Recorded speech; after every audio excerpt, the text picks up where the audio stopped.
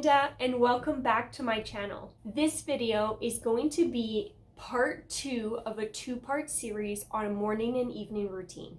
If you haven't had a chance to check out my morning routine video, I will leave a link to it in the description below, as well as a link up here for you to go and check it out. I truly believe that the best night's sleep includes both a great morning routine and a great evening routine. So these videos definitely go hand in hand. You'll definitely want to check them both out. As a really busy person, being both a business owner and taking care of the home and being a great wife, a good night's sleep is really important to making sure that I can get everything that I need to get done in a day done. So while a strong morning routine is really, really important, so is having an evening routine. Because if you're not getting to bed at a reasonable time in a calm state, then your morning routine is going to be so much more difficult. So today I've got 7 tips that I want to share with you in order to make sure that your evening routine complements your morning routine perfectly. When I consider my evening routine, I'm always thinking about the next morning. So my evening routine is going to start with a few key things that will help me get things in place so that my morning is a whole lot easier and that I can dedicate it towards the other things that are important. So the first thing that I do is I will pre-plan my next day. Now, this could look very different for different people. It could be that you're packing what you can of your lunch the night before, or you're setting out your gym clothes or your yoga mat, or you're just checking your schedule to see if there's anything that you have in your early morning that might make you need to shift both your evening and your morning routine. Because it wouldn't be the first time that I booked something really early, didn't check, and forgot about it. The next thing that I do every single night before bed that really just makes me happy in the morning is I will set a 10-minute timer and do a really quick home tidy. This can be emptying the dishwasher, making sure that the kitchen is clean so that come breakfast time, I don't need to clean it before I start prepping, and just taking that time to put things back in their place, tidy up, so that when I wake up in the morning, I'm just feeling a lot more calm without having a list of things to do from the night before. Along this same line, I'll do what I call a brain dump. Anything that I'm already thinking about, maybe something I didn't get to today, or some paperwork that's going to be top priority, I'm going to start my to-do list the night before.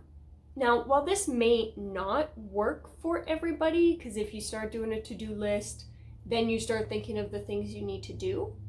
But I find that if I give my permission to just put it on paper and leave it till morning, I'm not up all night thinking about everything that needs to get done. What I also find really handy is that I have a to-do list right on my phone, or I'll keep a notepad on my nightstand table so that if I think of something as I'm getting into bed and doing my night routine, I can add it to that list right away to give myself permission to just leave it to the next day.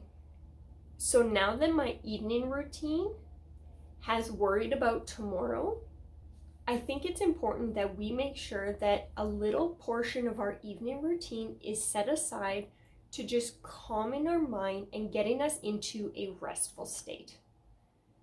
The biggest thing that this includes is taking a time where you just stop or at least limit the amount of time that you're using your phone.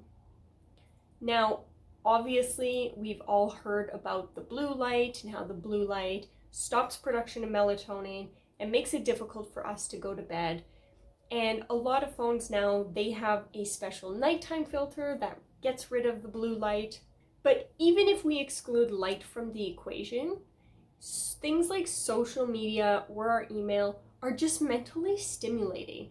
And if we mentally stimulate right before bed, it's just going to be that much harder to get into a restful state and get to sleep. So as part of my evening routine, I have a few key things that I like to do to just kind of get myself into a sleepy state. The first thing that I'll do is I'll wash off the day. So depending on how I'm feeling, this might be a shower. It might be taking a nice calming bath with some lavender essential oils, or just sitting down with a nice warm tea and a book. It's just choosing activities that are a little bit calmer and a little bit warmer to help get you settled into bed. For me, a big part of washing off the day includes a really good skincare routine. While I don't wear a whole lot of makeup every single day, we're still exposed to the environment. We go outside. It's Alberta, so it's hot and it's cold all at the same time. So going to bed with a clean face is just something that's really important.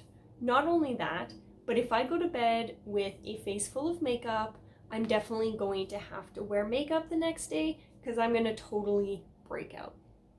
While my morning routine includes things like gratitude, my evening routine typically includes some kind of reading or journaling, and sometimes both if I have the time.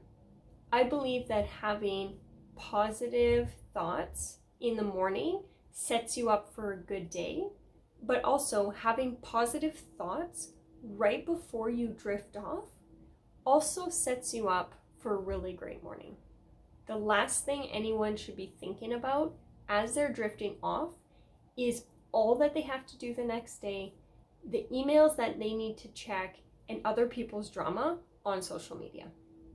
So lastly, as we reflect on our evening routine, there are a few things that are going to make it a little bit easier. For the longest time, I had an alarm set on my phone for 10 p.m. every single night. What this alarm did is it just let me know that it is time to start closing things down and settling down for the night. It usually put me in a really decent spot to be in bed going to sleep by 11, which gave me plenty of time to sleep and wake up in the morning feeling refreshed. This is obviously going to be very different for everybody, but I believe that if we go to bed at the same time every single night, then it's going to make waking up in the morning something that becomes a little bit more ingrained in our internal clock. When we're implementing a morning routine and an evening routine, there's definitely going to be an adjustment to get it to exactly where we want it to be, especially if the current morning and routine that we have are nothing close to what we hope to be at. So really give yourself some grace. If it means that you have to slowly start going to bed a little bit earlier every single night to a point where you're like, yes, I'm gonna get enough sleep tonight, or that you're able to feel good about waking up at an earlier time in the morning, then give yourself the grace and the time to do that. Because truly in the end, as long as you have something that works for you and your lifestyle and your family, that is going to be the morning and evening routine that you keep in place. So I hope this video was valuable to you, and I'm really excited to hear the changes that you make in your evening routine. So leave a note in the comments, let me know what changes you've made, let me know the impact that it has made on your life.